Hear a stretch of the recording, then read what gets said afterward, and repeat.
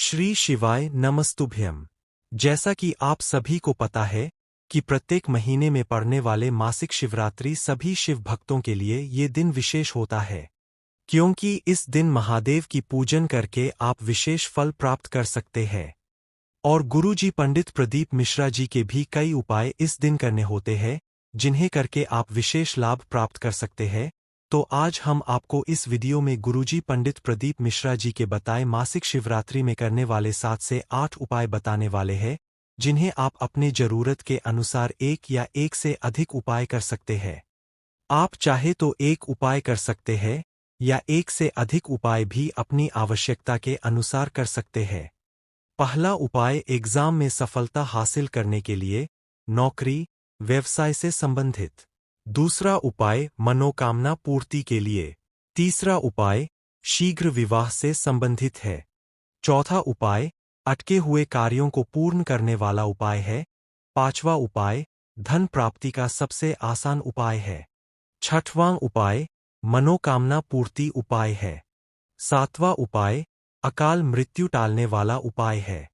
आठवां उपाय धन वैभव प्राप्ति का एक विशेष उपाय है।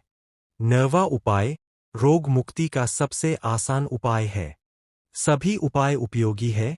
आपको जिस उपाय की जरूरत हो आप उस उपाय को करके लाभ प्राप्त कर सकते हैं। कोई एक उपाय इस मासिक शिवरात्रि में आप सभी जरूर करें। बढ़ते हैं मासिक शिवरात्रि के दिन किए जाने वाले पहले उपाय की ओर।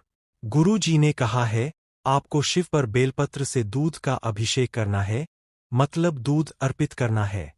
आप या तो दूध ले लेने और एक कटोरी में दूध लेने के बाद आप एक बेलपत्र उसमें डुबोए, इसके बाद एक बूंद शिवलिंग के ऊपर अर्पित करें। अगर आप एक चम्मच से कर रहे हैं तो ऐसे बूंद बूंद करके भी आप दूध अर्पित कर सकते हैं, पर अगर आप अधिक मात्रा में दूध ले लिए हैं और आप ऐसे अर्पित करना चाहते हैं तो इसमें बहुत टाइम लगेगा, तो आप ऐसा भी कर सकते हैं कि बेलपत्र को शिवलिंग के ऊपर रखें और दूसरे हाथ से आप उसे बेलपत्र के ऊपर पूरा दूध अर्पित कर दें। इस प्रकार से भी आप इस उपाय को कर सकते हैं। गुरु जी ने कहा यह उपाय आप सोमवार की अष्टमी या फिर सोमवार की मासिक शिवरात्रि या फिर प्रत्येक माह में जो शिवरात्रि आती है उसमें भी कर सकते हैं। गुरुजी के बताए एक विशेष उपाय है। गुरु जी ने कहा है, इस उपाय को करने से आपकी मनोकामना शीघ्र अति शीघ्र पूरी होती है।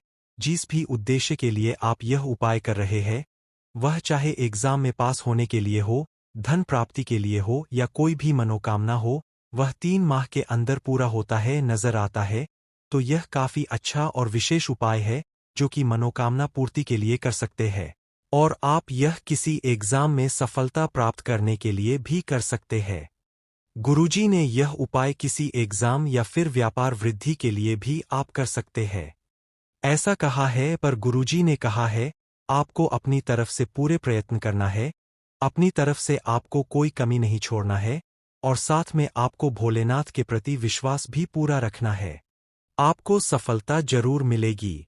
अब इसी भोपाल की महामृत्युंजय शिव महापुराण कथा में गुरु जी ने एक और विशेष उपाय की जानकारी दी है। इस उपाय में गुरु जी ने आपको बेलपत्र के तीनों पत्तियां जहां पर मिलती है उसे भाग पर पीला चंदन लगाकर एक विशेष उपाय करने को कहा है। बेलपत्र की तीनों पत्तियां जिस भाग पर मिल रही हो उस भाग पर आपको पीला चंदन लगा लेना है और यह उपाय गुरु जी ने मनोकामना पूर्ति के लिए करने को कहा है, या फिर कोई ऐसा अटका हुआ कार्य जो लंबे समय से पूर्ण नहीं हो रहा हो या फिर ऐसी परेशानियां जो खत्म होने का नाम नहीं ले रही हो, अब आर्थिक स्थिति हो या फिर जीवन की परेशानी किसी भी प्रकार की हो, बीमारी हो, उसके लिए भी आप इस उपाय को कर सकते हैं। यह बिल्कुल नया उपाय महामृत्युंजय मंत्र से संबंधित है। अब बेलपत्र पत्र में आपने पीला चंदन लगा लिया है, तीनों पत्तियां जहां पर मिल रही है वहीं पर आपने पीला चंदन लगाया है। उस बेलपत्र को आपको अपने हाथ में रखकर बैठ जाना है। अपने हाथ में रखकर शिवालय में जाकर शिवलिंग के सामने बैठ जाए और इसके बाद आपको अपने हाथ में रखने के बाद 108 बार महामृत्युंजय मंत्र का स्मरण करना है, जाप करना है। गुरुजी ने कहा 108 बार महामृत्युंजय मंत्र का जाप करने के बाद आप इस बेलपत्र को शिवलिंग के ऊपर अर्पित कर सकते हैं। बेलपत्र को शिवलिंग के ऊपर अर्पित करते समय आप अपनी स्थिति, परेशानी या मनोकामना जो भी हो महादेव से बोल सकते हैं। अपनी मनोकामना महादेव से बोल सकते, अपनी बीमारी महादेव से बोल सकते हैं, या फिर वह अटका हुआ कार्य जिसके लिए आप ये उपाय कर रहे हैं, वह भी महादेव से बोल सकते हैं। बस इतना ही करना है। यह महामृत्युंजय शिव महापुराण कथा के विशेष उपाय आप मासिक शिवरात्रि में करके अधिक से अधिक लाभ जरूर प्राप्त करें। बढ़ते हैं तीसरे उपाय की ओर, जो कि शीघ्र विवाह के लिए गुरुजी ने पिछले साल हुए शिव महापुराण कथा में बताए थे, जो कि इस प्रकार है। आपको ज्यादा कुछ नहीं करना है, बस आपको लाल चंदन का उपयोग करके शिवलिंग पर जहां कार्तिकेय भगवान का स्थान होता है, उस स्थान से होते हुए, माता अशोक सुंदरी के स्थान से होते हुए, गणेश भगवान तक आपको उस लाल चंदन से एक त्रिपुंड बनाना है।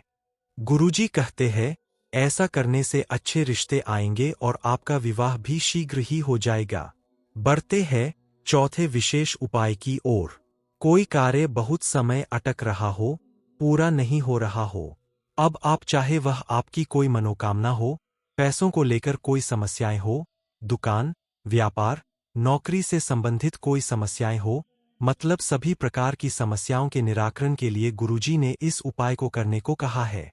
आपको थोड़ी सी हरी मूंग के दाने को लेकर आपको शिवालय चले जाना है और शिवलिंग पर स्पर्श कराते हुए थोड़े से मूंग के दाने को शिवलिंग पर छोड़ दे और इसके बाद आपको नंदी भगवान के पास जाकर इसे स्पर्श करा के थोड़ी सी हरी मूंग छोड़ देना है और इसके बाद बची हुए सभी मूंग के दाने को लेकर आपको बेलपत्र के पेड़ के नीचे जाकर बचे हुए मूंग के दाने को वहां छोड़ देना है।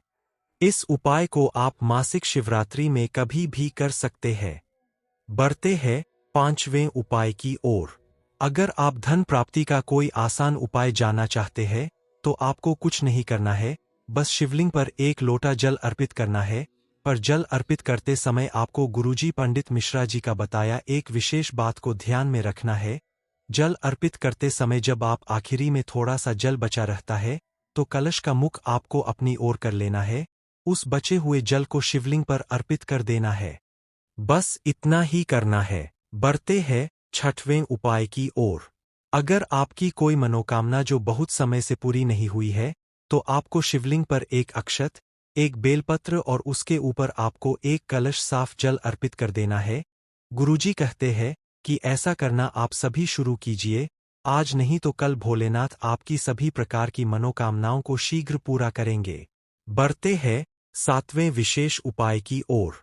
प्रत्येक माह में आपको मासिक शिवरात्रि के दिन पार्थिव शिवलिंग को बनाकर उसका पूजा अर्चना करने के बाद उसका शाम को प्रदोष कल में विसर्जन कर देना है। ऐसा करने से घर में कभी भी किसी की अकाल मृत्यु नहीं होती है, उस घर में सकारात्मक ऊर्जा बढ़ती है। बढ़ते हैं आठवें उपाय की ओर।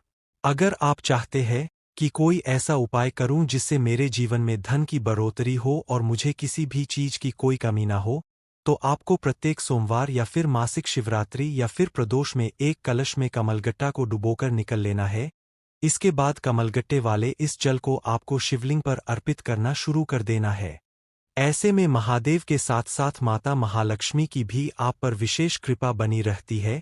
आप उस कमलगट्टे का बार बार भी उपयोग में ले सकते हैं। बढ़ते हैं नवे और आखिरी उपाय की ओर, जो बड़े से बड़ी बीमारी को दूर करने के लिए गुरुजी पंडित प्रदीप मिश्रा जी का यह उपाय आप प्रत्येक मासिक शिवरात्रि के दिन जरूर करें। आपको बस इतना करना है, आपको माता अशोक सुंदरी के स्थान पर एक बेलपत्र अर्पित करके उसी के ऊपर आपको एक कलश साफ जल अर्पित कर देना है। इसके बाद थोड़ा सा जल को प्राप्त करके कुंदकेश्वर महादेव का नाम लेते हुए उसे जल का आचमन करना है। छोटे से लेकर बड़ी बीमारियों का अंत होना निश्चित है। बेलपत्र अर्पित करते समय आपको एक बात का विशेष ध्यान रखना चाहिए, बेलपत्र की डंडी जलाधारी की ओर ही रहे। कोई भी उपाय करते समय आप नमः शिवाय या फिर ओम नमः शिवाय या फिर श्री शिवाय नमः मंत्र का स्मरण जरूर करें। उपाय से संबंधित अगर आपके मन में कोई प्रश्न है, तो प्रश्न आप कमेंट के जरिए पूछ सकते हैं। मेरे द्वारा दी गई जानकारी अगर आपको थोड़ी सी भी उपयोगी लगी हो तो इस वीडियो को लाइक करके कमेंट बॉक्स में जय श्री महाकाल जरूर टाइप कीजिएगा। साथ ही आपसे एक विनम्र प्रार्थना है, जैसा कि आप सभी जानते हैं कि गुरुजी के स्वास्थ्य ठीक नहीं होने के कारण 1 से 7 अप्रैल तक होने वाली श्री बेलपत्र शिव महापुराण कथा को रद्द कर दिया गया है। आप सभी से प्रार्थना है कि आप सभी गुरुजी के स्वास्थ्य की जल्दी सुधार के लिए महादेव से प्रार्थना जरूर करें, साथ ही एक लोटा जल जरूर भोलेनाथ को अर्पित करें, जिससे जल्द ही गुरुजी ठीक हो जाए और हमें आगामी होने वाले कथा सुनने को मिले। श्री शिवाय नमस्तुभ्यम। जय श्री महाकाल।